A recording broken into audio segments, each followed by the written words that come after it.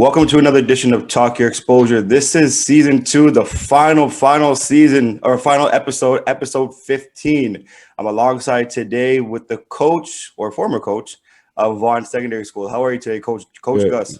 Good, Stephen. How are you doing? Thanks for having me on. I appreciate it. Hey, thanks for coming on the show. We appreciate it. We definitely appreciate it. Usually we start up the show with some quick hitters from Devontae, but unfortunately he's not here today. But I'm going to ask you a couple things in honor of him. Sometimes we'll do a over and or underrated, overrated, or we'll usually do just what your thoughts are. So we'll give you a couple comparisons. You being a guard, who do you think is better in your opinion, Gary Payton or Jason Kidd? Oh man, that's a great one. Two different players, two different styles. I'd probably have to go with Jason Kidd though, if you're talking about point guard, just because I feel like he fits the mold of what a point guard is supposed to be. For sure. You know, I think that probably Gary Payton was a little bit better on the defensive end, maybe a little bit more intense. But I kind of love those calm, cerebral guys that like really pass it well and get their teammates involved. And to me, that's still the definition of a point guard. And I think maybe Gary Payton was a little bit ahead of his time in the sense that, you know, he might have fit a little bit better into today's game where, you know, they kind of want, you know, point guards that could still get to the rim and shoot the three and so on and so forth. But for me, I think I go with Jason Kidd still, just because I like that style of play for a one. Fair enough. LeBron, Kobe, Michael. All day? Michael without hesitation. I go number 1, Michael. I'll go number 2, Kobe, and I'll go 3, LeBron. In that, for those three, not for my overall ranking of players, but in terms of the three that you just asked me, Michael, number 1. I just feel like you know, he just dominated the game, pretty much like no other player. And if you look at his teams, they weren't even that good. Like they weren't, you know, I know they talk about Pippen and Rodman, but really outside of that, you had a bunch of guys that Jordan inspired to just elevate their games to a whole other level, and then ended up being really good. And I don't think he gets enough credit for that. Whether or not you agree with his methodology of how intense he was and the things he said to people, that's different. But, you know, to win 6 championships and, you know, to not really have that much talent surrounding him, like a lot of the current players do, I just think it's incredible. Fair enough. Last one for you. Jason Tatum, Paul George. Oh, two different guys in two different stages of their careers. You know, so they're kind of similar in a sense. They're both about 6'8", 6'9". They can shoot the three. They kind of have that languid body type. You know, one's just a little bit older. You know, Paul George is probably like almost 10 years his senior type of thing. I think in the long run, probably Tatum will be better. You know, but right now I'll probably just give it to Paul George just by a little bit, not by much, maybe just by a little bit. But that's a great question because they're so close in terms of how they are. I just feel like they're in two different stages of their careers right now, and you know, Tatum will probably surpass him at some point, but right now I'll still probably give it to Paul George. I like kind of like the, you know, like that style of play, and you know, I feel like Paul George is a humble guy, and I just kind of like that style of play. You know, I don't care about all the stuff that happened in the playoffs last year. Whatever, it happens. Those things happen. Fair enough. Yeah. We'll get back to basketball in a little bit, but I just want to ask you though, what has 2020/2021 been like for you? It's been okay. Like you said at the beginning when we started talking, as long as, you know, our family and our friends and everybody are healthy and happy, and people we know, like that's the priority always. So I feel like, you know, I think that during this time, people have gone through a lot of difficulties and a lot of challenges economically, health-wise, because of the pandemic. But at the same time, you know, there's nothing we can really do about it. And we just have to sort of be positive and, you know, take every day as it comes and try to stay in that moment, as opposed to thinking too far ahead or too far in the past. So, you know, I don't really have any complaints. I do miss basketball tremendously, obviously. I do think that, you know, our kids here in Ontario, especially, not necessarily down in the US or other parts of Canada, like, you know, we've missed a year of hoops with my own two kids, like just not even playing a game for Yeah. a year. Like I kind of worried about their, their long-term development. So those are the things that concern me. But other than that, it's been a change. It's been a little break. It's been really different. But hopefully, we can get back to what we need to do by hopefully September, and then Hopefully. we can kind of put this stuff behind us and move forward with life, I guess. For But sure. I don't have any complaints. I try to stay positive if I can. That's good. That's good. Yeah. Well, I want to ask you though. I'm glad you kind of touched up on your kids in general right now. But you being a teacher and also a basketball coach and a father, what do you think that this pandemic has done for kids' mental health? Overall, like I said, I see it in three ways. So I see it as a father, as a teacher, as a coach. Overall, I don't think it's good. I don't think it's healthy. I think that if and I often compare it to like when I was young, and my experiences when I was young, we were out of the house every single day. Like there was after school, we were outside playing, whether or not it was like hide and go. Back in the day, it was hide and go seek and you know shinny baseball and football and basketball. It was all those things, but we were never in the house, right? We were Right. always out doing something, and we were always out with our friends, right? So, and that's where you kind of Yeah. formulate that independence, and you kind of learn who you are as a person and your identity, and then you're going into sort of like tough environments sometimes, and you have to learn how to navigate those things without your parents, without people kind of telling you what to do. And I feel like all those little life experiences which make life kind of fulfilling is being taken away from our kids in a sense, because right now we're all just kind of isolated still. And even when you do go outside, you can't walk beside somebody, and your contacts are very limited. So I do think it has an impact on their mental health. And I definitely think that we need to get back to some semblance of normalcy over the next little while. Obviously the priority is always the health of people, and we Yeah. don't want people dying and that sort of thing. But at the same time, we don't know what the long run consequences are on these kids that Yeah. aren't having these life experiences as much as they should, right? On a positive note, though, I think we should take this time, in terms of basketball, let's say, or even academics, or as social beings, to kind of teach our kids, to use this time to sort of try to prompt them forward as much as we can, Yeah. because you can't really do anything about it. So we can't necessarily sit around and do nothing, but we got to try to come up with some creative ways to make them feel good about themselves. And I think I see it at the school level. Kids don't talk as much as they normally would. I'm a phys ed teacher, and in the past I'd have to tell, let's say, my boys class to settle down because they're so excited about like being in the gym and like shooting hoops or playing badminton, whatever we were doing. Yeah. And now I actually have to yell at them to like kick it up a notch because everyone's so quiet, Yeah. and they got their mask on and they're just sitting there, and it's like, come on guys, we're here, like let's do something, even though it's a safe environment. Yeah. But I feel like I hope that we're not losing that ability to connect socially with one another. I'm glad you touched up on that as well. Just the environment of school right now in itself. Even from like 2019, you guys were going through the strike, and you guys are going through that stuff as well. So from 2019 till now, I feel like you guys haven't really had a full teaching year. No. What has that been like for you guys? As teachers, to be able to teach during a pandemic. It's really different now.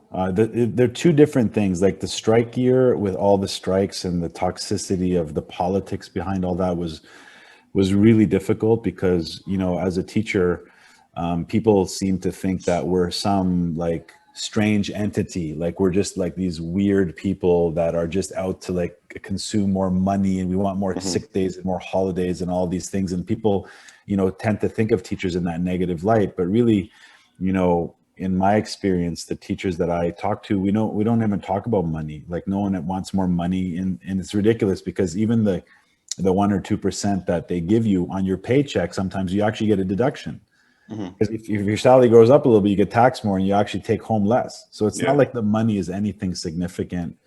And in terms of like benefits and sick days and all that stuff, like I think all people should have those things. And I think instead of people talking negatively about you because you have sick days and you have benefits, people that don't have those things should be lifted up so that they can have it as well. So that year was really trying because I think there was so much negative publicity on teachers, and we're just like everybody else. Like, and we just try to, teach the kids right and things of that nature. So that was a hard year. And then in terms of like, like this year, in terms of the pandemic, it's really different because, you have no social interaction as a staff member. Like, we don't really interact with our students that much. Like, you see maybe 10 or 12 kids in the morning for 2 hours, and then you teach them as best you can, but everybody has the mask on, and you have teachers, we have a mask and a visor. So it's really hot. It's hard. It gets foggy. Yeah. And it's really hard to connect on a decent level with kids. And I personally became a teacher because I love people, and I love connecting with people. Yeah. And that's been sort of taken away in a sense. So the job itself has changed, and you do your best, but like, you to get up in the morning when we had online schooling, to get up in the morning and to, take a shower at home, and then to maybe make yourself a cup of tea, and then hop on the computer and sit down in this crouched position, and all the students are in this crouched position, and you're just sitting there in front of the computer, and you're trying to teach them physical education. Yeah. Okay, so what are you going to do? And it's been tough for 2 years. It's been really tough for 2 years. In terms of like the job itself, thankfully we're still getting our paycheck. We're still, healthy and happy. So you can't complain too much, but the job has definitely changed. It's definitely changed. It's all about human connection. This online stuff, hopefully it doesn't continue past this year. Yeah, I hope so too. I hope so too. I don't think it's beneficial for anybody, especially, for somebody that's taking physical education. Like, don't get me wrong. I think phys ed is a very important subject, and I think it's a very important class. But like you said, how can you play basketball online? You know what I mean? It's just silly. You can't do that, right? So you're right. You do need that social interaction. It's harder to be able to kind of just sit back and see everything from a virtual. Like, you pretty much might as well just sit on the computer for 2 hours and tell them to go watch YouTube videos or something. But I know. It's like a contradiction, right? Yeah. Let's get active by sitting down and watching something on the computer. Like, it makes exactly. no sense whatsoever. It doesn't. So I can only feel what you're going through right now. But I do want to move forward a little bit from teaching, and I want to move on to coaching. We're gonna get down to all of the coaching that you've done in a little bit. But right now, I want to ask you though. I want to know, what's the worst thing that you've witnessed while coaching? The worst thing I've witnessed. Oh man. And we'll definitely get to OFFSAA officials later. That's fine. That's fair game. That's fair game. You know what? I probably have to say, as a coach, the worst thing that I went through was that court case. It's funny you say that, because I wasn't even thinking about that, but it's probably the worst thing I've seen was that court case that I went through with the officials back in 2014. Because it became so toxic and so political. And really, like, I had a lot of great relationships with, and I was a referee for 10 years, and in terms of coaching, so this doesn't really, I mean, it kind of blends with coaching, but it doesn't really go with coaching, because I was an official at the same time. But one thing that really hurt me and bothered me to this day was that, as somebody that was a coach and a referee for 10 years at that time, actually I was probably coaching longer, but I was a referee for 10 years. I had a lot of friends in the referee world for doing it for 10 years. And then when I went through that court case, to which we won it, actually, so everything that we said was justified. I lost pretty much every friend that I had in that organization for 10 years, except for a couple that sort of were, on my side type of thing. Yeah. So that was a tough pill to swallow. And that was, it was a referee thing, but it was also a coaching thing, because it was triggered at OFFSAA. Yeah. At that time, the controversy was triggered at OFFSAA. And I really got to see the toxic political side of basketball, where, you reach out to people for help, like large organizations. I don't want to name any large organizations. That's fine. And nobody's willing to help you because of politics. And, what's right was thrown out the window, and what was political or was politically correct was the thing that people were going by. So it ended up making me, kind of jaded in a way that, I'm going to just do my own thing. and I'm going to just concentrate on what I do. And I'm not going to ask anybody for help. I'm not going to ask these large organizations for any more help. If when they call me for something, I'm going to be like, well, I'm sorry, but it is what it is. And unfortunately, that took a little bit of the joy out of coaching in a sense. And that was a really, really challenging time. Like it was a year's worth of court cases. And I don't know if anyone's gone through litigation process.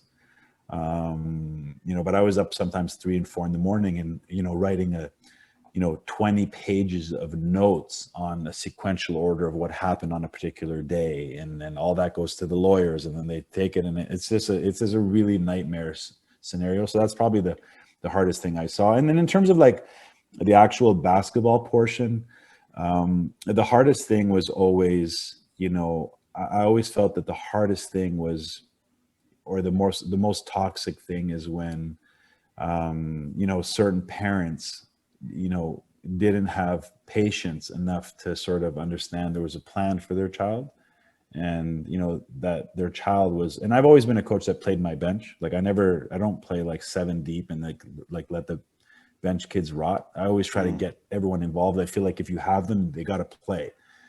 I feel like it's good for the morale of the team and so on. But I always felt that certain parents would really attack you and kind of try to tarnish your image. So in terms of the coaching aspect, that was always the one that was the hardest. You try to always be above it as a coach and not get to that level where you're actually having those fights and those conversations. Like I've seen people get into fights in the stands and stuff over that sort of thing, but that's really trying. Like that's probably the hardest one. I would always say like players 1 through 5 aren't happy because the 5th person he wants more shots than the 1st person, and players 6, 7, 8 aren't happy because they're not players 1 through 5.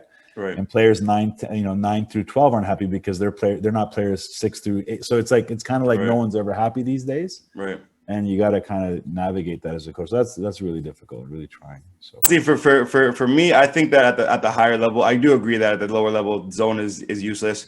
I think that's really just a scare tactic against a better team or whatever the case is. And you're right, you don't really learn too much from it. But I think at the higher level, play a little zone, play a little man, do a little trap, do a little press, switch up the defenses, as much as you can to throw the, keep the other team on guard, which you've been pretty good at as well. Like I've seen you when you're coaching your team, like you switch up, you go from a man-to-man to a zone, you go back to a full court press, you go back to man-to-man again. Like you switched up a lot. So so I definitely agree with that kind of tactic as well. Yeah, ideally, I agree. Like now I'm talking at the younger kids. At the older level, it changes, right? And it's all stages of development. And I never want to play like a minute of zone. Ideally, I would not want to play a minute of zone. And I ask a lot of people, well, all good man-to-man are really a zone, and all zones are really a man-to-man. Yeah. So some people have that ideology, right? Where it's true. Like, in your man-to-man defense, there's elements of zone, right? So whether or not you're on a horizontal pass or a diagonal pass, you're 1 or 2, passes away. And so there are elements of zone within it anyway. But I do think that, all the zone presses and traps and so on and so forth are really important. And ideally, the reason we do it more than anything is because we need to know how to attack it. So, because you don't want to be, ill prepared in a game. So, you have to put those things because everyone else is doing it. And if you don't do it, then you're not going to know how to attack it necessarily. So you kind of just try to do that. Unfortunately, that takes time away from, jump shots, decision-making, ball handling, finishes, those types of things under decision-making constraints. And unfortunately I get that's basketball, but it would be nice if it was just man-to-man and people can work on everything that kids need to do to get like their left hand, whatever. Right. For sure.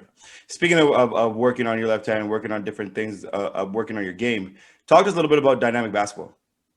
Yeah, so I started dynamic basketball in, I guess, 2014. And basically what I noticed was it was really hard to find a training program that didn't revolve around the weekend. And, I just felt like there was a market there for kids to want to train during the week. And also at the same time, I wanted a place for my kids my son and my daughter to train. Of course. So I just said, I'm going to start my own business. Everyone else is doing it. I'm going to start my own business. it was myself and one kid in the gym, and the kid came all the way from Newmarket with his dad. We had the little, crappy gym at Father Brzani, had the tile floor, and it was me and one kid and the dad on the stage drinking his coffee, watching me. And I'm like, what am I doing here? Like, I was driving from our school all the way to Father Brzani in the West, and Yeah. I had my bag of equipment, and I was like, what am I doing here?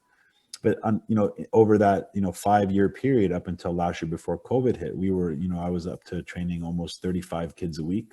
Wow. And I had 60 kids at my March break camp. I had a ton in my summer camp. And unfortunately, COVID sort of switched that. We ended up doing about 50 sessions or so of online training for kids over last year during the pandemic. I don't know if you remember this. That was pretty good, but it wasn't the same, obviously, as the kind of personal touch. And I really think that what happens and why the business grew is because it comes down to the personal connection with the kid and the parent. So like if you have, first of all, a high level of energy. So if you're a coach, and I would always hire, like the staff that I had that was working for me, I always make sure that their cell phones were away, they had a high level of energy, and they would actually talk to the parents and talk to the kids and make the kids feel excited about basketball. And if you make it fun, the rest will take care of itself. I remember having that conversation with Mitch Wiggins, Andrew, Nick, and Mitch's dad, and the girls too. Like, I said, like, how did you get all your kids to play basketball? And he said, Gymnop, you just got to keep it fun. And I remember that, and I took that into my business with me, and it grew because they just make it fun for them, and they want to come back, and then they know that they're learning as well. So yeah, it was good. I hope it comes back soon. Fair enough. Maybe it's September. So. Yeah. It was good. We're all hoping for the same thing. We're all hoping for the same thing. Let's transition now to your playing days. Before we get to the Vaughn story and everything like that, but let's transition to your playing days at Concordia. What did playing for Concordia mean to you, and how did that even come about? Was it what you recruited? Did you send out some tape? What got you there? What did it mean to you? And how was that experience like for you? So just before Concordia, I went to Victoria Park Secondary School in North York. That's where I played my high school hoops. That was the same league basically as Bathurst Heights was always the dominant team at that time. We had as many athletes as they did, and we were as athletic and as talented. We just didn't have the system in place to be able to compete with a team like Bathurst at that time, and the Runnymeds of the world and the Eastern Commerces of the world. Like, I grew up in that generation. With the Jamal McGlores and the Colin Charles and all that. We didn't have the culture per se at our school to take us to that level, but we had the talent. And then, so basically, sorry to cut you off, but you play against Sherman Hamilton and Phil Dixon as well? No, they were a little older than I. They were probably 4 or 5 years older. So I'm just one notch lower than those guys. One notch lower than those guys in terms of my years. And then, so basically from there, I was, in my 5th year of high school, we finished. I was, I was recruited a little bit out of high school. I was recruited mostly by Laurentian, University of Toronto, Ryerson, those 3 schools. If I remember correctly at the time, Laurentian had a French component. So I didn't end up wanting to go there because Peter Campbell at the time was such a nice person. At the time, Kelly Olynyk's father was recruiting me. He was the coach at U of T, and I believe at Ryerson, it was a person named Terry Haggerty at that time. So, but I didn't feel it. I didn't feel like I wanted to stay in local. I wanted to get away from home, just to experience that. And I basically just actually took a risk.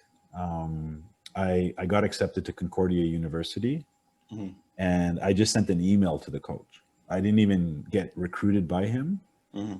And I just literally packed my parents. We had a minivan. We packed like a bed on the roof and my stuff.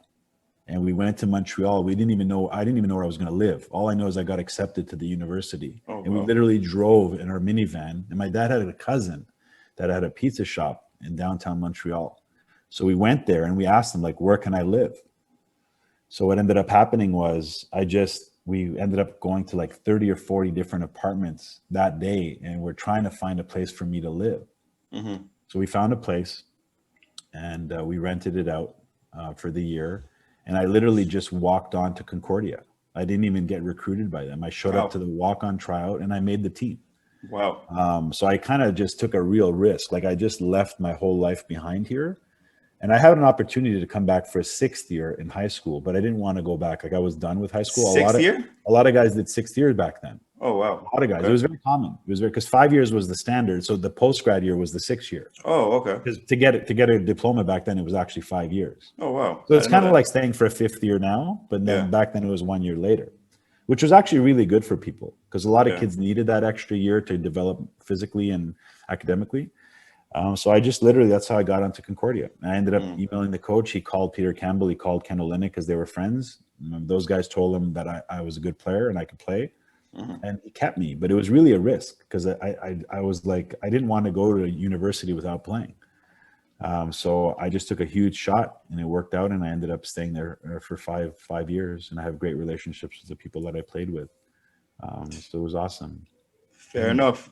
Honestly, that sounds like one of those stories that like should be made a movie about. Definitely should be made a movie about it. I don't know about that, but the life of Gus Gymnopolous. Yeah, it was pretty crazy. It was pretty crazy. Like I remember going through the tryouts, and I remember actually there was a point guard. His name was Justin Padvaiskis, and he was a guy from British Columbia, a good player. He was the starting point guard. He was in his 5th year of university. And I remember like the second day of tryouts, I'm shooting a ball on the side rim by myself, just putting up some shots. And this guy comes storming across the gym and he puts 2 hands on my chest and he throws me onto the ground. I slide and I kind of hit my head on the wall. And I didn't even know why he did that. Right. And I found out later on that one of the other players who was his backup point guard was afraid, like they were afraid of me coming and taking that guy's minutes. So he fabricated a story and then, he came and attacked me and, but I think that's what helped me, make the team because the coach saw that I didn't back down, right? I didn't back down or cave to that fear. And I just kind of kept pressuring. I had a really good tryout the next day and they kept me. So it was kind of like, it was really nerve wracking at the beginning to kind of get to a situation where you don't even know if you're going to be there. And that's kind of how it ended up happening. I can only imagine. Obviously, it worked out for you because I don't know exactly if you guys won any championships or anything, but I did see some game-winning shots. I saw you. You played point guard over there. I didn't even know you could dunk until I saw some videos as well. But talk to us about just the overall experience of being there. Like you said, obviously you went from leaving everything behind to try to go and pursue this dream. We'll call it a dream. And for you to be able to crack the rotation, hit game-winning shots, what did all that mean to you to be able to finally be like, you know what, I put all my eggs in one basket, but I mean, hey, it worked out at the end. Absolutely. And I think that too many of us are afraid to take risks in life. And I think we get too comfortable. And I think sometimes going into the unknown actually helps you to develop and to succeed. And a lot of the, in terms of parenting, even we have to allow our children even to have risks. Like they have to learn how to deal with other people. So, that's part of that experience. Like even when you coach, the kid doesn't play enough. Well, let that kid deal with that coach to figure out what they need to do to play more and get better. Just don't interfere with the process. Right. So in terms of like that experience, like when I first got there, they had a strong team.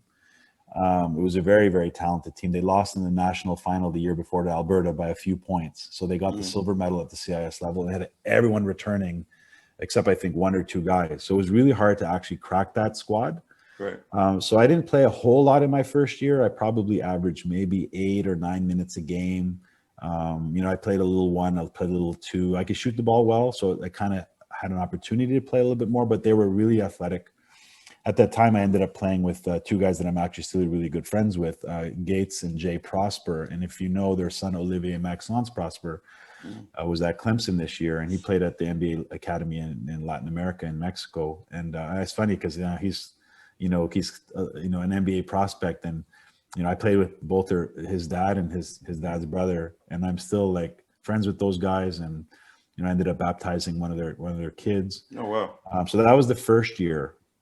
So it was kind of like a learning year for me. In year 2, I went right into the starting rotation. I ended up figuring out between year 1 and year 2 how much weight training is actually important, because I remember physically I was skilled enough, like I could do everything. I had no problem with skills, but I wasn't physical enough. I wasn't strong enough. So I really hit the weights hard that summer. And I came back with like more like shoulders and biceps, and my athleticism elevated. Like I can always dunk the basketball, but by year 2, I can do windmills and behind the back Oh like that. wow. I had no problem with those things. I really, really had no problem with those things. And it was because of the weight training. It wasn't Yeah. actually like I was a naturally talented, high flying athlete. I wasn't. It was like I actually trained for it. Yeah. And the strides were big. So I ended up getting into the starting rotation. That year, we ended up losing to Bishops in the Quebec final, and Bishops went on to win the national championships that year. Right. So we had they had like a really good team that year, and we took them right down to the wire. Like it was a best of 3, and we ended up losing in 3 games at their place in a real tight game, and they ended up winning the national championship that year. So that was a hard team to beat because they had just all these guys come back, and they were all senior, and they were really talented. And then unfortunately for me in my 3rd year of university, where I was now the full-time starting 1, because in year 2 I was kind of like 1-2 combo, was sharing time with other guys at that position. I was in the starting 1, and then I tore my ACL in 97 against Ryerson in our first league game of the year. So I missed the entire season. And that's what happened. And then year 4, I had to rehab, obviously, the whole year. And year 4, I was back in the rotation. I wasn't starting because I lost my athleticism. I can maybe dunk the ball with 1 hand, maybe 2. That's how much the ACL injury hurt me. So I was still in the rotation that year, but I just had a big knee brace on. It wasn't the same after that. And my priority at that time actually shifted, because my priority in year 3 was I wanted to go play pro in Greece, and I wanted to get a Greek passport, and I wanted to play as a local Greek person at that time. And then with the injury actually made me focus more on my academics, which kind of allowed me to kind of concentrate on that. Because at the end of the day, I wasn't really good enough to make a living playing hoops in Europe. Like that just wasn't, I wasn't tall enough. I wasn't fast enough. I wasn't good enough. I was a decent player, but I wasn't going to make a living off of that. So it was a blessing in disguise that I tore my ACL. I ended up playing a year 4, and year 5, unfortunately, I tore my other ACL. We were in the University of Victoria. It was 1999, and we were playing in the gold medal game at the Victoria. It was called the Guy Vitry Classic. And it was, some point in the 3rd quarter, I drove in, and I drove right, and I come to a jump stop, and I felt my right knee blow out on me. And that was in my 5th year of university. So and that's where unfortunately my coaching passion came in, because we still had a whole half a season. So I knew I was done. My career was over. I wasn't going to play another game in university. I trained so hard to, the first ACL. And then in my 5th year, I said, okay, so how can I be involved with the team? And I didn't want to be at home in my apartment while these guys are traveling. I wanted to still be there. So I kind of transitioned to a coach. So I sort of became the 3rd assistant coach, or the 2nd assistant coach. It was the head coach, John Doerr, a guy named John Doerr, who's from New York. And we had a guy named Ernest Rosa, who had the national championship Concordia in the early 90s. And then I ended up being the 3rd guy. So now I transitioned from like this teammate to these kids on the team that I was now helping. And I felt that that's where my passion for coaching inspired. And that's when I really decided to go into teaching, because I was like, okay, I don't want to be in an office building. I don't want to be sitting at a computer. That's not for me. So I ended up, applying to Teachers College, and I got into the University of Toronto. And that's kind of how I ended up getting into the coaching scene. So it happened organically, and it happened through injury. Fair enough. Before we get into your, Vaughn career, and I know there's something I've harped on a few times, but I want to ask you though, what is something that your Concordia coach, you were able to take from your Concordia coach and bring to your coaching style? Well, at the beginning, it was toughness and competitiveness. So he was a New Yorker. I always say Americans are built a little different. They always have a tough. Yes, they are. Exterior. So he was a guy from New York, and he was ultra competitive. And it didn't matter if it was like flipping coins or, first person to the parking lot. Like he was that competitive style. So I brought that with me to my coaching career, probably a little too much, where I was really hard on people early on in my coaching career at the school.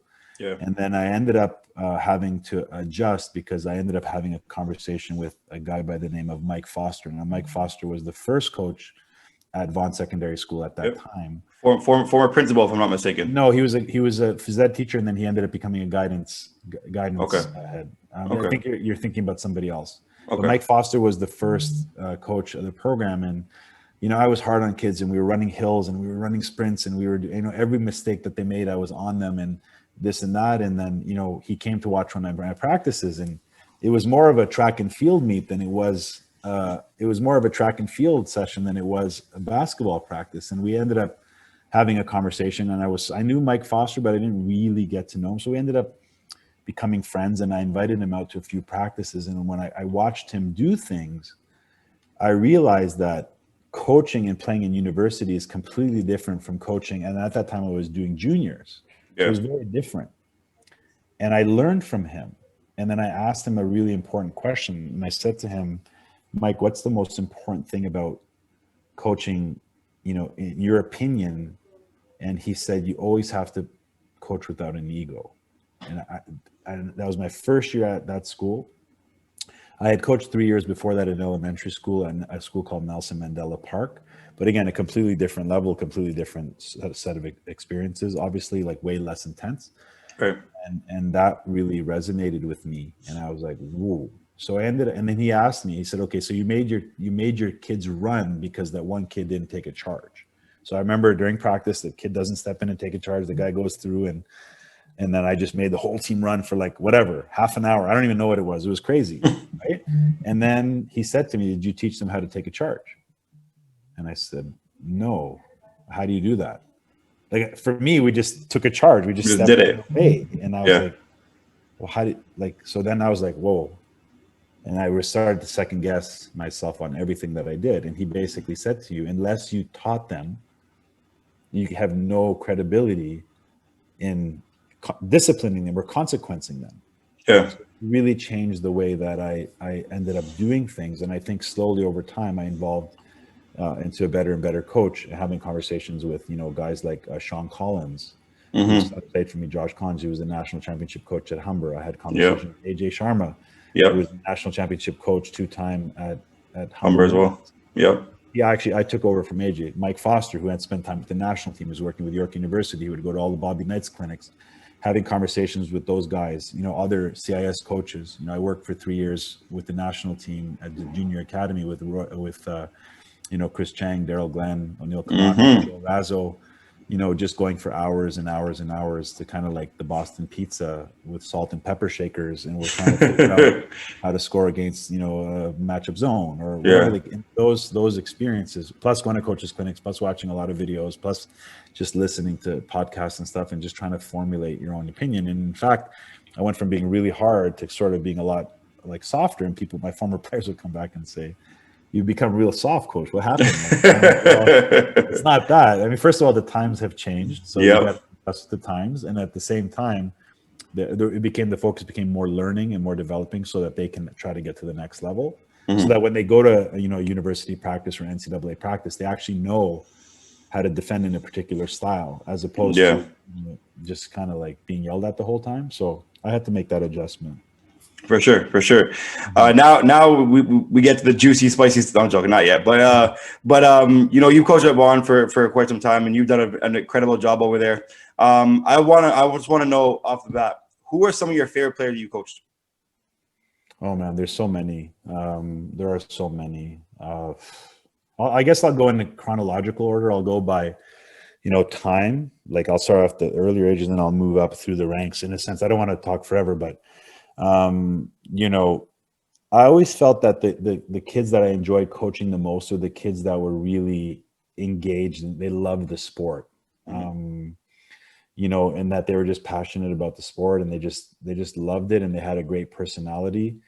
In my early years, coaching at that time, there's so many players, and I don't want to forget anybody, obviously, because there's so many the guys that have great personalities. I guess at the beginning of my coaching career was Mitch Wiggins and Nick Wiggins at that time, because they were so unique. Like Mitch Wiggins was like a tremendous artist. He's the oldest kid of the Wiggins family. Right. He was a tremendous artist. He was very humble and soft-spoken, but he would dunk on you and smile. Like it was crazy. Like the bounce that Mitch Wiggins had was just like ridiculously crazy. Like he could just get off the floor, a spin move from the 3-point line, one step in, and he would go off 2 feet and just hammer it home. And this is like in grade 10 and grade 11. Right. Like he was so bouncy. And then Nick, I already told you about in terms of his personality. Muddy Trivedi is actually another one Muddy. Yeah, Muddy of course. I Trivedi. know So Muddy, Muddy. I don't want to forget. So I'm trying to go back a little further. So Muddy's actually the first kid I met when I was at the school. Okay. And he was shooting hoops on the side. And then I walked into the gym my first day at that school, and it was Muddy in the gym. And I talked to him. Mhm. And then I'm still friends with Muddy. I've been to his wedding, and all this. It's amazing.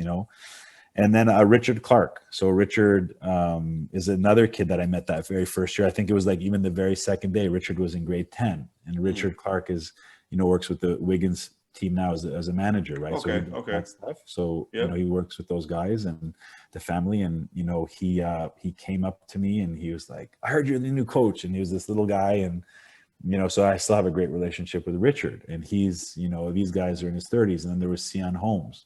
So Sion Holmes, like I've known Sion since he was in ninth grade, and he was, he told me off once in the hallway because he wasn't happy that for whatever reason, and him and I are still good friends. And then after that, it was kind of like Josh Collins came through. That was Sean Collins' kid, and he ended up playing with Mitch and Nick.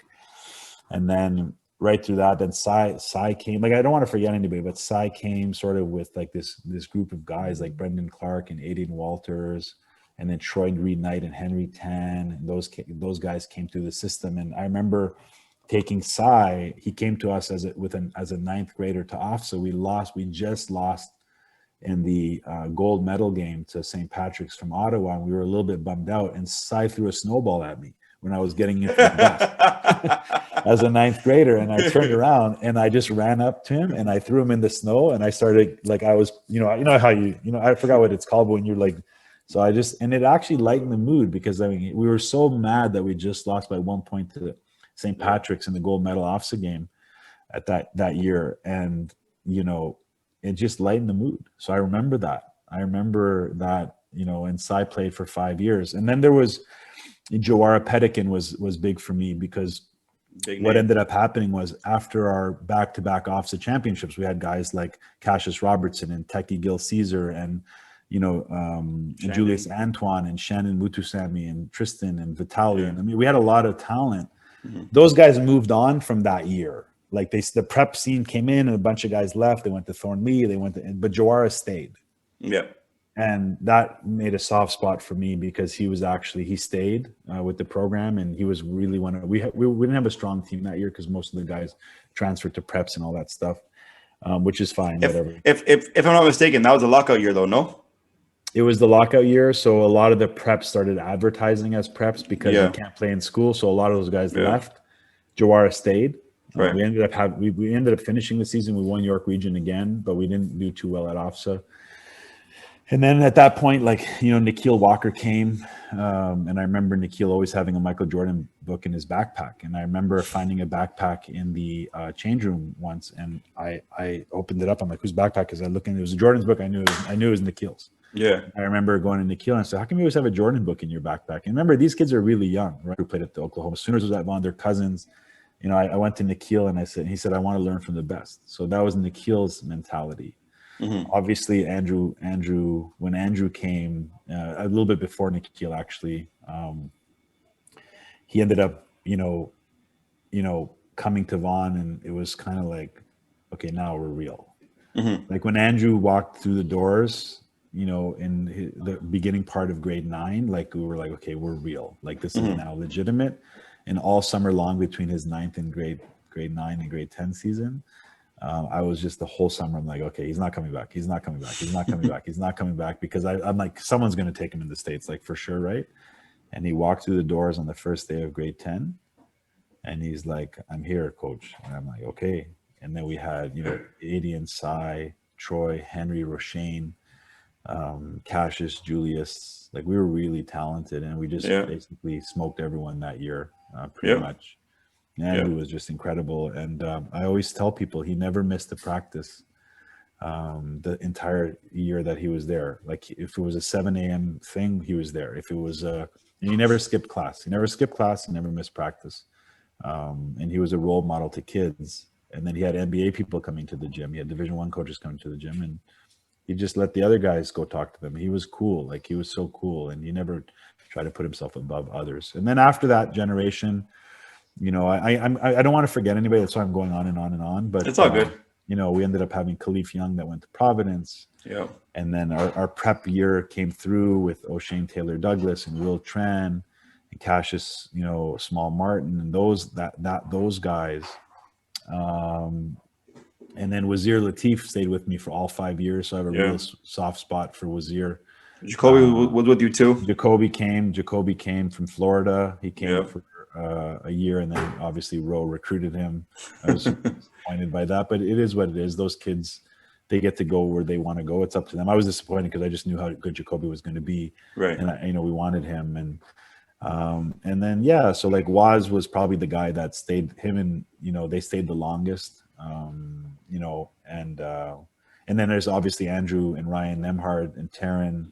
Like Andrew was in grade 9, and I remember, him hitting 13 points in the first quarter of the YRA final versus Thornley as a 9th grader. In the finals to go to OFFSAA. Yeah. And, it was incredible. And you can obviously see how Andrew, does in the NCAA this year. And he was kind of always like that really, really smart, intelligent. That's why when you asked me if I like Jason Kidd or Gary Payton at the beginning of the year, or at the beginning of this conversation, Andrew reminds me of Jason Kidd, and people ask me all the time, who do you compare him to the most? I always say he reminds me of Jason Kidd. He's got that vision. He's got that, he's a master in the pick and roll. Like he's just a master in the pick and roll. I haven't seen anybody better in that sense. So there's a lot of guys, and I don't even remember the question you asked me, but I could probably keep going on and about stories about all these guys. And I have a love for a lot of actually not a lot, but almost every single kid that's ever played for me. Like, I have love for them. Even the kids that, we left on unceremonious terms, they're still kids. Right. And a lot of guys come back when they're older, and they always come and, make amends, and we always talk, and there's, they're there for life type of thing. So, sure. I don't want to forget anybody, but no, it's all good. Probably did. So it's all good. You said a lot of good names right there. To be honest, you said a lot of good names. So honestly, that definitely definitely was a good answer, and you answered the question properly. I asked you who was some of your favorite players you coached, and you gave a list, and that was good. That was good. I got to ask you though. Obviously, you guys have done really well in the YRA circuit. You like you mentioned yourself. You walk in the gym, and when you first got there, the gym was plain. It was not many banners around there. I mean, the gym would look like a old community center, but now obviously it looks a lot better now. A lot of banners around the gym as well. When was it that you finally realized that this is the beginning of something special for Vaughn?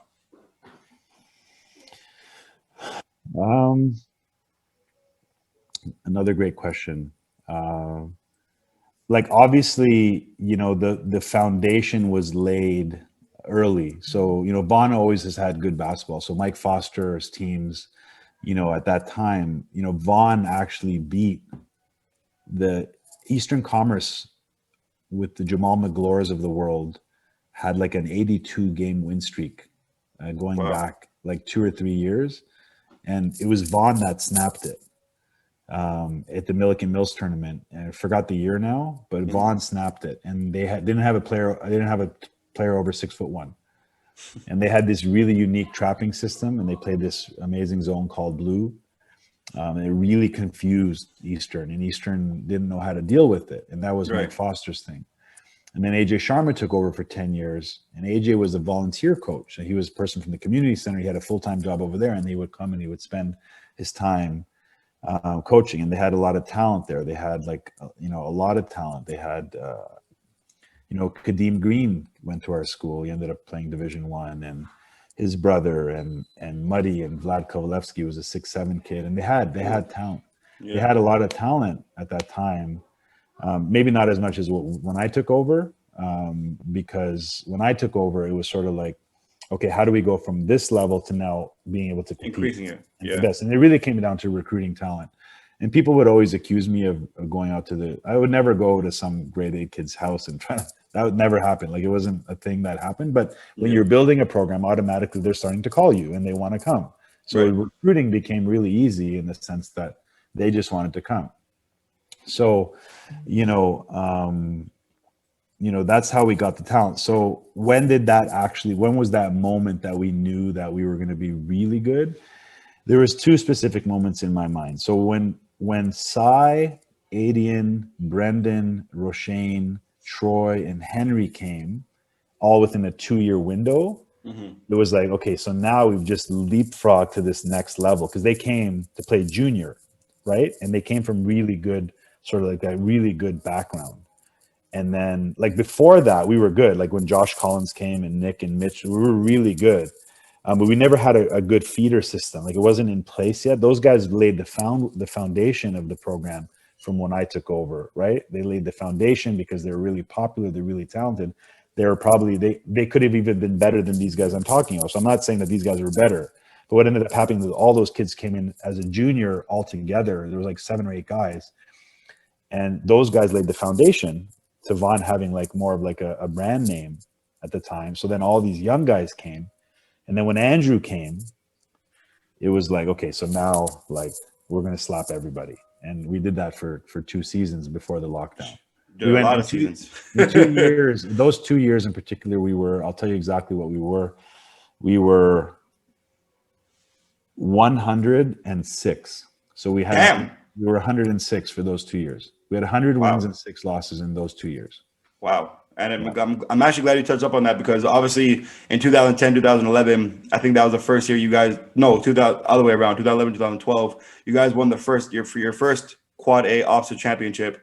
But your second year to me was more remarkable than the first year because the first year you guys had Andrew Wiggins and it felt like it was kind of expected for you guys to win based on having Andrew and along with Cy and Troy and Adian and Roshane and all those guys you had on the team. But what made that second championship so much more rewarding, so much more special? I know obviously the first one is always special because it's the first one, but when you lose somebody at that caliber like an Andrew Wiggins, you still win again and finish off where you guys started the year before. What was the turning point for that, and what made that so special? So that's a great analysis you just had there. So winning with Andrew the first year was like, I don't want to say it was easy because it wasn't easy because we had our moments obviously, but he was so talented that like whenever something went wrong, he was so talented and so good and such an easy personality that we were able to just kind of like win. Like he just decided, okay, right now this quarter, like I'm taking over, and he would just score like 14 points, right? And we win by 20, right? So when he left, we didn't have that. We didn't have that level of like, he was long and wiry, and he can literally catch it. We would run a set for him. We'd run a little stagger set, and it was for a 3, and he would just curl it, and he would just dunk it off the curl, like so easy. Like he didn't even have to try. And that was when he was 15. Yeah. Like he wasn't even like a 18-year-old. He was just a 15-year-old that would curl a couple of staggered screens and he would just dunk it. Yeah. So who can do that? Like who can do that? Like that's just in Canada especially, not not many. As a 15-year-old. Yeah, like nobody really. And and so but when he left and when we won, what the natural consequence of winning is people become jealous. Right. People they want to tear down your program. And they want to, prop themselves up, or they want to say the only reason that you guys won was because of Andrew. Now that he's at Huntington Prep, you guys aren't going to win anymore. And I think the kids felt that pressure. So every tournament we went to, there was that pressure that people wanted to knock us off. And not only were people wanting to knock us off, people in our own school were like hating on us because they don't like it when you're successful either. Yeah. Because it makes them look bad. Right. So we became so popular and there was so much media attention. Like we were getting CTV News, CBC, like every day at the school. They're coming every day at the school to find out about the basketball program, to find out about Andrew, even he was gone. So people become jealous. Yeah. Right. So, and I think the kids at that second year felt that. And what ended up actually propelling us to a championship is a week before OFFSAA happened, Julius Antoine and Techie Gil Caesar. Julius ended up going to St. Francis Xavier, and Monty Gill ended up going to Missouri before he transferred to San Diego State. They had a fist fight.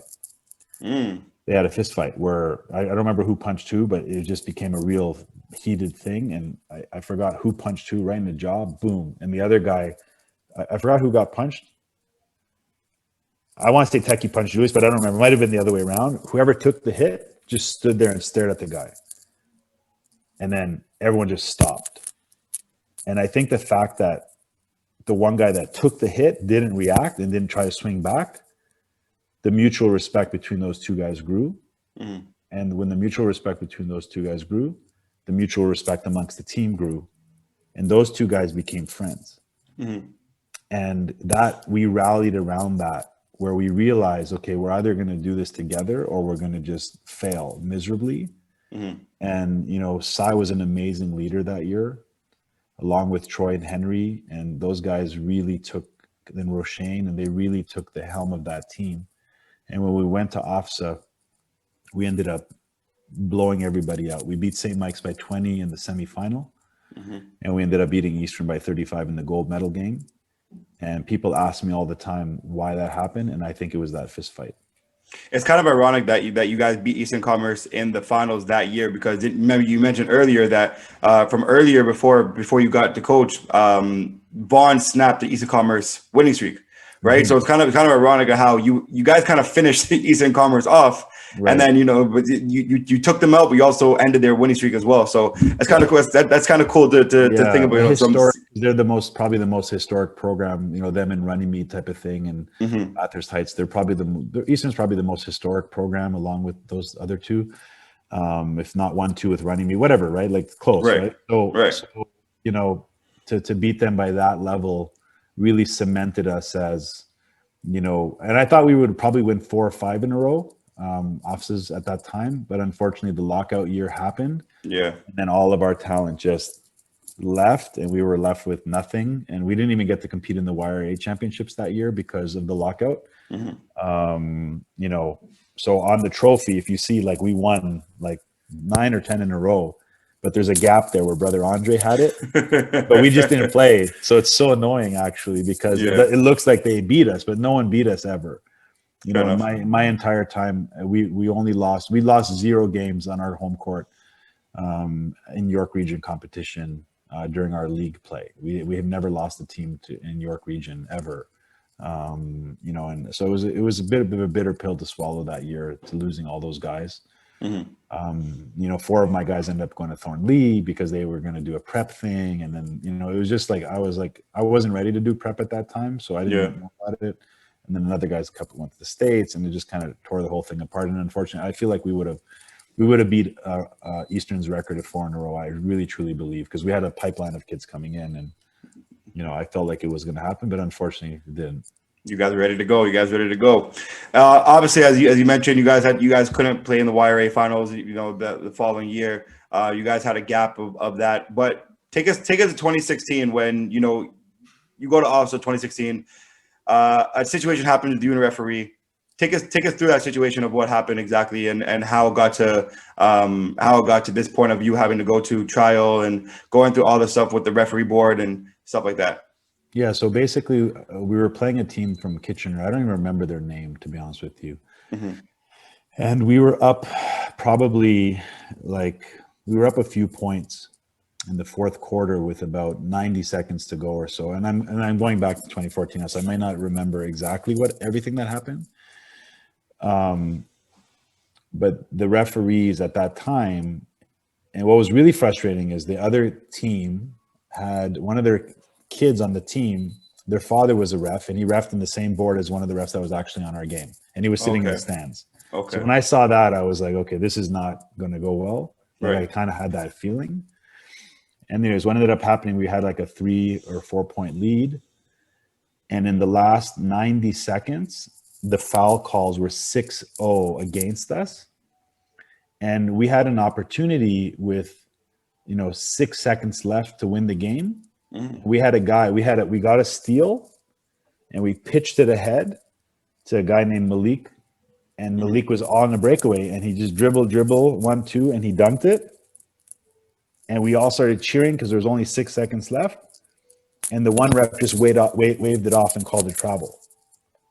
And it was like 4 seconds after he dunked it.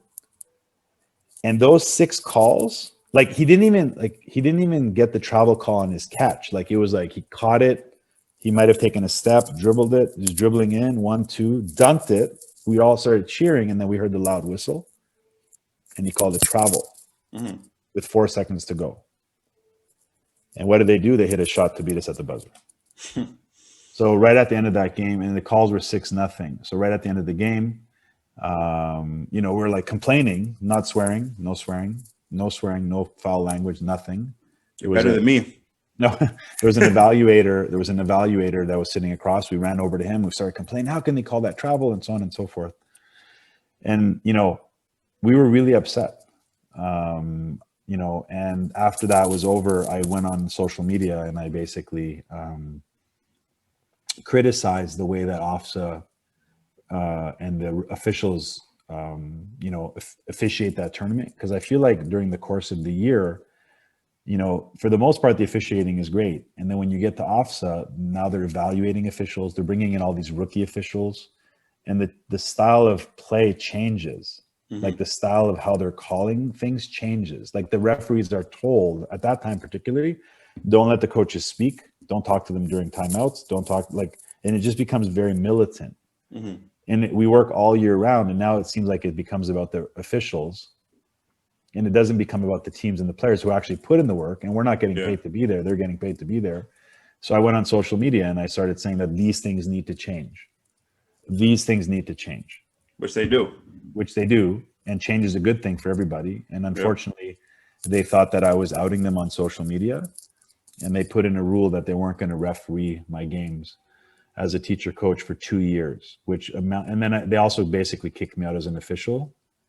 And that amounted to almost a 400 game suspension for some tweets that had no foul language, that had nothing. And the reason they could do that is because, I don't know how many people know this, but the referees are a private organization in Ontario, and they're not governed by anybody, so they can do what they want. If they say we're not going to referee we're not going to referee you, and they can make up whatever stories they want. And unfortunately, and then I called a bunch of organizations for help. I spoke to a bunch of referees for help.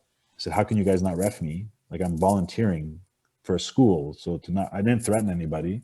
If I did threaten somebody, you should have called the cops and you should have pressed charges against me, and so on and so forth. Like, what is this? Right. And unfortunately, that's how I ended up going to court. And, the lawyer at the time was a guy by the name of William Markle.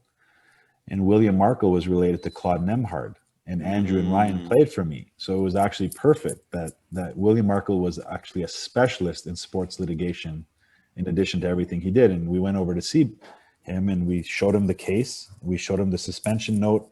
He looked at it, and in 2 minutes he said, they're wrong. They can't do this. He knew the law. Right. And unfortunately, we tried to, give me a 10-game suspension. Give me a 7-game suspension. Kick me out as a referee. But 2 years? It's a lot of time. 2 years? A lot of time. And then that impact has impact on students. Mm-hmm. So now you're going to ruin those kids' careers because a couple of tweets? Like, it made no sense. It seemed like an overreach. So we ended up going to court, and they ended up losing big. On all 18 judgment points, they lost on every single one out of the 18 points. It's a public record, so I'm not telling you anything that people can't go research themselves. Yeah. And they lost quite a lot of money because of it. It was unfortunate that I had to go, and I feel like really bad about it because I actually had a lot of referees that were friends of mine. But I did feel like when we got into the OSBA and after that experience, I did feel like the refs that were coming to our games were a lot nicer to me after that. Like, it was strange at the beginning, and then they were nicer. And in terms of the OSBA, I just felt overall everyone was just much nicer to me, and I was much nicer to them, and then we were able to have decent relationships again. That's good. Which was good. I'm glad you touched up on Andrew Nemhard as well. You mentioned him when he was one of the guys that you were coaching, and related to the person. I forgot the name that you mentioned, but the lawyer that you talked to. Bill Markle. Yep. Bill Markle. He related to Bill Markle. What was out of all the point guards that you've coached, because you've coached a lot of good point guards. You've coached Josh Collins, you've coached Cy Samuel, you've coached Henry. Would you put Henry at the point guard? Yeah, he played a lot of one for us. Yeah. Coach Henry, you coach O'Shane, you coached. I don't even know who else you've coached, but those five alone is pretty. Yeah. Was you coached Was, Reggie, the 1-2, whatever whatever it might be. Even yourself as being a point guard, right? Where do you put Andrew on in that list of point guards that you've coached before? Look, if you put him in terms of again, I hate comparing kids because I think every kid has their strengths and weaknesses. Mm-hmm. I would say that in terms of the way that they play, like Josh Collins and Andrew Nemhard were very similar in the sense that their ability to read the court was a lot quicker than most other kids. So for example, like, if they were, coming off of a screen, like not even with the ball in their hand, sort of like a pin down, and their defender went under, they quickly would just like flare out, like automatically that person did this, they would do that with the counter because they can see the game so well. And I remember, so Josh and Andrew were very similar. And when I was recruiting Andrew, I was telling Claude, like, I see your son like Josh. Like I see a lot of similarities there. They're so smart and they're so sensitive to people's emotions. So they knew when a guy was down, or when, if you've ever seen Claude Nemhard coach, that he's not afraid to like rip into a kid, like, and he's not afraid to rip into a kid. And so Andrew would be sensitive to that, and he would go and, he would go to that kid and he would like give him a ball, lay up, and now Claude's, cheering. So those are point guards. Like those are guys that know how to navigate that environment. And in terms of all the point guards that we had, I would probably say that they had that quality more than anybody, in terms of that navigation of those emotions, right? Mm-hmm. Which, you can even see Andrew doing it at the Division I level. I mean, the guy he just played in the finals. Yep. We've had 3 kids at the school play in the Final Four, which was Dingell Walker, Nick Wiggins, and Andrew Nemhard. And, Andrew got to play in the final, and he wasn't even starting the whole year, but they had no choice but to start him like after, because playing that well. He demanded it. And I don't think anyone, they could say anything because he's just that good. So in terms of that navigation, they had that. Now, in terms of like O'Shane, Wazir, Henry Tan, they were a different type of point guard. Like they were great facilitators and passers, but at the same time, they would go and they can score in buckets. Like they just, so they were more of that combo style, like 1-2, right? Right. So that's kind of how they did it. So it's, as a coach, you just, you have to make the adjustment based on the personality and the play of your guys. Like, if you have a dynamic guard like Henry Tan that can score, well, then you got to change. You might have to run your wings a little deeper into the corner so that he has more room to operate in open space. So you just have to navigate based on your personnel. I really hate comparing kids because I think they have their strengths and their weaknesses, but and like even Nikhil, like at the beginning he was more of a scorer, but then his passing ability was just like he could pass with both hands. So he developed into this point guard, and you can see him now even with the Pelicans. He could play 1-2. He can even play 3 because he's just got that. Right. He's got that intellect, right? So you're right. We've been blessed with a lot of really high IQ, talented players, And so, I even forgot the fact that you had Shannon as a point guard as well. You even Fauzi, Cali. You've had guys. even Ryan. Ryan and Andrew are very similar. Obviously they're brothers, but they're very similar. With how they play the game. Ryan was a grade 9 starting point guard in the OSBA. Like right. Like I intentionally didn't start Ryan at the beginning of that year intentionally. Yeah. He was good enough to start, obviously. And then he just made it undeniable. And I was trying to do it to bother him because I was trying to keep lighting a fire under him as a grade 9. I didn't want him to get comfortable right at the beginning. And I think it bothered him because I know he knows he was good enough. Yeah.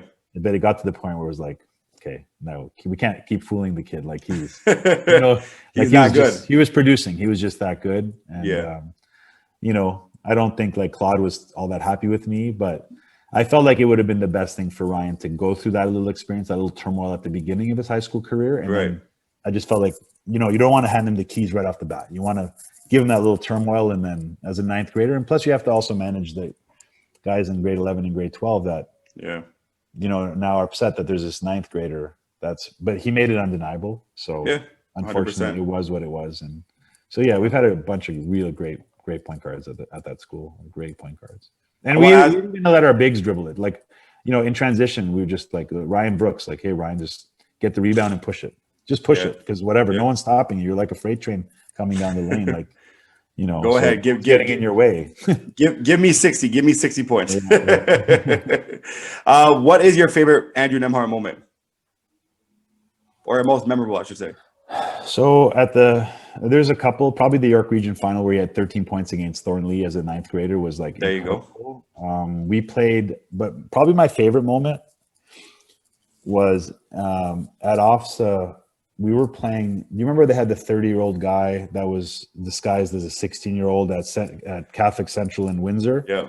So we were playing them in their turn at OFFSAA. So we were at OFFSAA. We were the 2 seed and they were the 10 seed that year. I think they gave Carr the 1 seed. And we were the 2 seed, but we had just beat Carr by about 16 or 17 in the St. Mike's tournament like a few weeks earlier in January. Right. So I was a little bit disappointed that they gave us the 2 seed. So we ended up going to Catholic Central, and at that time they had Michael Mulder. Michael Mulder plays for the Golden State Warriors now, but Michael Mulder just left to go to a prep school like 2 days before OFFSAA started. So I was like, okay, great. Now we have to deal with this 30-year-old. But, so what happened was Andrew got ill the night before we played them. Oh, wow. And I got a call from Claude at 4 a.m. I was in my room sleeping in the hotel, and Claude said, Andrew's not playing. So I went over to the room, and Andrew's in the bed, and he's got the sheets pulled up to here, and his face is so pale, and he looked green. So I'm like, oh man, like he just got so violently sick. Was it food poisoning from the banquet? What was it? Did they spike his drink because they know who Andrew is? Yeah. So we're like, okay, we got to go deal with Catholic Central without our starting point guard. And at that time, like we really relied on Andrew to facilitate everything. So O'Shane can do it, but he was more of a combo, could slash and stuff. And it was just, so we got to Catholic Central, we're warming up. The place is packed. Like they intentionally did that on purpose to put us against them because they thought they can beat us. And it was at their place. They had a buyout. The gym was packed. They had their band playing, and we're warming up without Andrew Nemhard. And, we were like, our assistant coaches were going and they were getting him Pedialyte, and we were trying to give him BioSteel, and but he couldn't keep it down. Yeah. And just like 3 minutes before tip off, who comes in the gym? Andrew, dressed in his uniform. And he hit 4 threes in the first quarter. Damn. And he was like spent. Like the kid was spent. But he just gutted it out. He hit 4 threes in this hostile environment against this 30-year-old guy. That's, we all knew that he was 30. Like there was no way. Like he just looked like an old man. Mm-hmm. And that was such a gutsy performance. Unfortunately, in that game, Cordero James hurt his knee, and Will Tran got an elbow, or he got a knee to the back of his calf, and his calf went this big.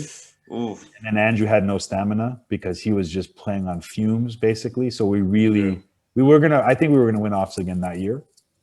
And unfortunately, going into the next game, we played a weak opponent, and I didn't have Cordero and I didn't have Will, and Andrew was just going on fumes. And then we ended up losing the following year to that same team we lost to the year before on that buzzer beater, which made it a really tough pill to swallow. But so those moments from Andrew really stick out in my mind in terms of like how tough he was. And for him to go out and play like that, just being ill, like he should have just been in his bed the whole time. So it was really special. It was really special. 2016, 2017, I think was the year you guys started your prep program. In 2019, unfortunately, it was taken away from you guys. But you worked so hard to build that program up to get it to a prep program to begin with.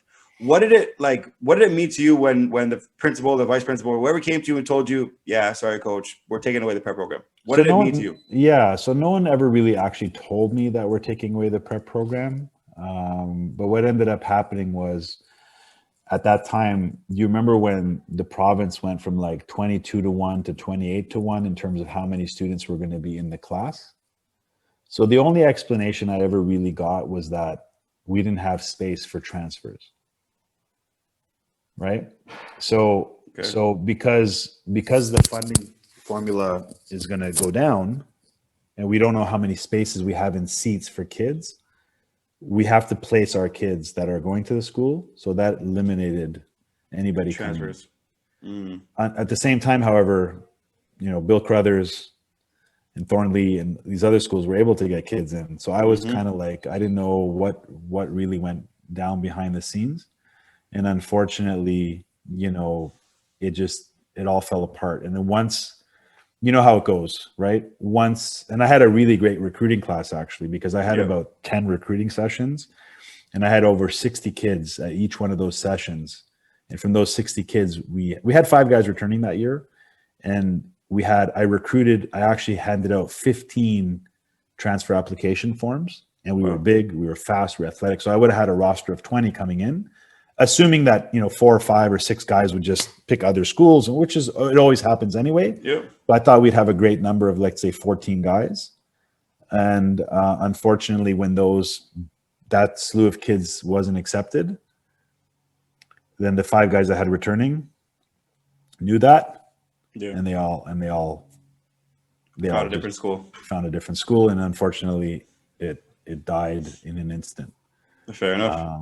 And it was a tough pill to swallow, and there was a lot of politics there with the Doug Ford government, obviously, and it was a combination of things, unfortunately, and it broke my heart in a sense because all those memories were now they were gone. It was a tough pill to swallow. I definitely understand that, but I could be wrong. But there's rumors brewing that you're looking to try to come back into coaching to coach the team and bring the prep program back there. Is that true? Yeah, that might happen. Right now, there's a lot of conversations in the works in terms of making that happen, and I just want to make sure that if because I'm a volunteer, right? Like you were a volunteer, and Sai, and we volunteer. Like we don't make a lot of money, coaching this sport. I don't think anyone makes a lot of money coaching basketball in this country. So, and I make $0 to coach at the high school level. And there's a lot of time away from your family and your own kids. So in order for me to be able to make that decision, I need to make sure that it's going to be supported, and that, you're being looked at as a person that is there to help. You're not being looked at as a person that's always asking for more. Yeah. With the prep program, we never even got a dime from the school. We didn't get any money because it was a prep and it was outside the wire AAA. It was outside of OFFSAA. And I understand that was fine, and we were good with that. We didn't ask anybody for any money. And, but I wanted to be seamless, and I wanted to feel like it's appreciated. And, that's all we ever want, right? By, the players, the parents, especially when you're volunteering your time. Mm-hmm. You just want to be appreciated for sacrificing.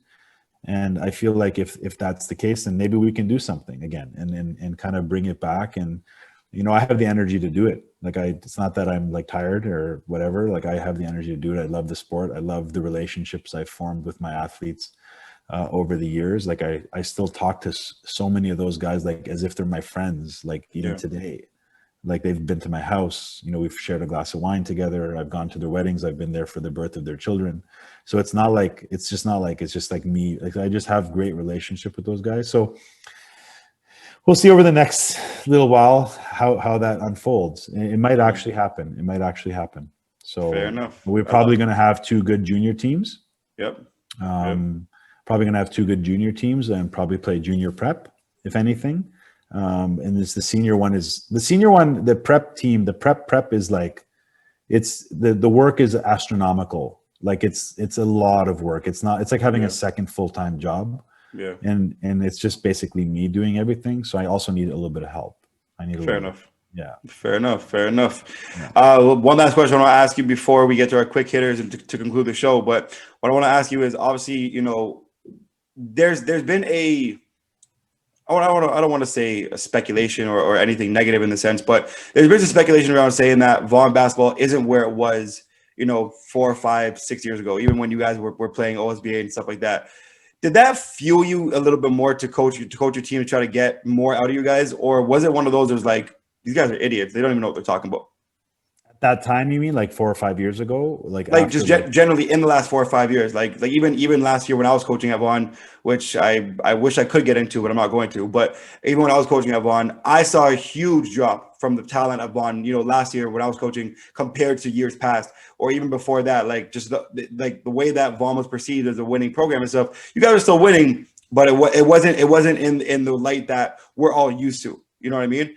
So a lot of speculation, a lot of talks, a lot of people would be going around saying, Vaughn's still falling up a little bit, Vaughn's falling down. What was your intake on all that? Do you agree? Do you say, man, these guys are just haters, like you mentioned earlier? What was your mindset at with that one? Well, I think that, you try to ignore that stuff anyway, because, there's always going to be people that are going to say negative stuff. I experienced it, like I said to you earlier, even in that second officer run, like there was people that were hating on us. And I do think, what I do think is the game has changed. Mhm. And I think that, with the emergence of prep, like we're still a traditional school that's playing in mostly a privatized system. So when you're playing in a traditional school and you're playing in this sort of privatized system, there's a lot more restrictions and red tape that you have to go through in order to be successful. So the challenge is there. Yeah. So organically, you're going to probably lose kids. And I never had a problem with like losing kids to, let's say, Orangeville Prep, or they're going to the grind session, and they have finances to go fly to a tournament and so on. I always Sorry to cut you up, but I forgot you also coach Matthew Moncliffe as well. I forgot about him too. So MA, I recruited MA and Quincy. I went and Taryn. Yep. MA, Quincy, and Taryn were playing for the same rep team. Yep. In Brampton, and I went and ran a practice for them on defensive stuff. I did man-to-man defensive stuff, and they really liked it. So they all wanted to come to Vaughn, and then Orangeville, recruited MA, but his mom was also like going to school somewhere in the States for like law school. And Orangeville was able to provide him residence, and he lived in Brampton. So for him to commute every day from Brampton to Vaughn, so I didn't have an issue with, like, I'd never had an issue with Orangeville. It sucked to lose MA because I knew what he was going to be. Of course. But I never had an issue with, the AI guys for grabbing him. It is what it is. Like even with Khalif Young, Larry Blunt was coaching at AI when we had 6'9" Khalif Young, who ended up playing at Providence. He was a starting five at Providence. And Larry told me he was going to recruit Khalif. And I said, I like Larry. I said, Larry, do what you have to do. Yeah. Like if he decides you, he decides you. And, we'll have a home for him here too. And, Khalif ended up going there as well. But I never had a problem with it. I never broke a relationship with those guys. It's a stepping stone for those kids. Like, they have things that we can't offer. Of course. Like a big floor, for example, whatever. Right. And that's fine. It is what it is. I'll just grind with the kids that we have here, and we've beat Orangeville. We beat AI. So, that's like a remarkable accomplishment for like a small school that doesn't have the facilities to go out there. And that was always the challenge. That would make me want to watch 2 hours of film to try to, compete with those guys. I never looked at it like, oh my gosh, they have more than we do. It's just, if you're in the prep world, you're in the prep world, and you got to deal with whatever it is. So I never had an issue with that. So that whole notion of Vaughn sort of dropping, like I never bought it, because we still were competing with all these best teams. But what happened was the market became so much bigger. Yeah. That there was more choice for people, whereas before Vaughn was like the desirable place to go, one of the desirable places to go, but now there's all these other options. And if in a strange about way, though, if you think about it, how many public school places are actually running high-level basketball anymore? Just in your region, it would be Bill Crothers, Vaughn, and Thornley. And then you have Central Tech downtown. Central Tech, yeah. I mean, you think about it, there's really not a lot of options for kids in the public world anymore, unfortunately. Because it does provide an affordable option for kids. And, so if we were to bring it back, then I think we'd have a market to help a lot of kids and fill a gap, like, for people. So that's probably what it has to do with more than anything. Right. And I think, like, for example, like when you came, or, sometimes it takes 2 or 3 years to build it to where you need it to be. Yeah. So it's like, especially if you have a turnover and stuff. So even if I was to ever go back, like, we wouldn't be winning in year one. Like it would take a couple of years, and that's fine. It is what it is. Of course. It is what Of course. And like you said, it's going to happen, but eventually you'll get back to where you want to get to. Anyways, I want to transition out to our quick hitter to conclude the show. First question I want to ask you is, who is your all-time top 10 players at Vaughn that you've coached? Oh my gosh. Got to put you on the spot, man. Oh my gosh, man, that's a tough. Well, obviously Andrew. Obviously Andrew is Andrew. Andrew, Nick, Josh, Andrew, Nemhard, Waz, Ryan, Henry, Troy, Cy. Oh man, I don't want to forget anybody. Like, oh my gosh, Brooks. Like I can actually go more than 10. Like those guys. Josh No, like that's already 11. We want to know just 10. Oh man, that's a tough. I don't even think I can get 10 because there's just too many guys and they all have different positions. Like obviously Andrew is Andrew, Nikhil. Yeah. Those guys are in the Which league. Andrew? Wiggins or Nemhard? Wiggins, Okay. Nikhil, Nemhard. I can't even. Honestly, Steven, I can't even pick 10 because like I'll be forgetting Nick, Mitch, Cy. Oh my gosh, like I can't even pick 10. It's a long list. I can't even pick 10, Steven. Like I can't really pick 10. There's just more, and they're different, right? They have different positions and different styles. So, obviously Andrew, Wiggins, Nikhil, Andrew. Like if I was to pick like an alumni team, let's say, for like to play in the all-time ever, like Andrew Wiggins, Nikhil, Andrew Nemhard, Nick Wiggins, Josh Collins. Man, you got to throw Waz in there. He's the all-time leading scorer. Like Cassius Robertson's playing pro in Europe right now. Like wow, yeah, Cassius, MA, like yeah, like there's just too many. I can't. There's just too many. There's too many. Troy Henry, Cy, like Cy has 5 OFFSAA medals. Like Cy actually is the owner of 5 OFFSAA medals. I didn't even know that. I know he had 2. I didn't know I had 5. He got 2 gold, and he has a silver in his grade 9 year. He has a bronze in his grade 10 year, and he has another bronze in his grade 11 year. Okay. He actually has 5 OFFSAA. I mean, how do you compare that? You can't. You can't. All right, so let me ask you a question that might be a little off the hook. You let me off the hook that one. Okay. And then you got the older guys, right? Shane Denny's of the world. I never coached Shane, but anyways, you got those guys too, right? Well, I meant like the one. I meant the ones that you were coaching, right? Yeah. Like obviously you didn't coach Shane Denny and Bobby and those guys, but Gary Durant and those guys, yeah. Right, but let me ask you something that might be a little easier for you. Who is your favorite Vaughn team you've coached? It would have to be the first OFFSAA championship. Okay. It would have to be the first OFFSAA championship just because. See, that was easier. What's that? That was easier. Yeah, that one was easier.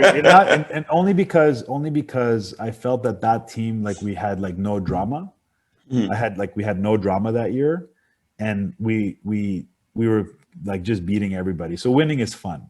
But it's fun. Winning is fun, and it made it really fun. And I thought that because Andrew was in town, like it was a new experience for me because Syracuse University called on day 1, Purdue University called on day 1. Yeah, there was NBA personnel in the gym. I got phone calls from the NBA head office in New York.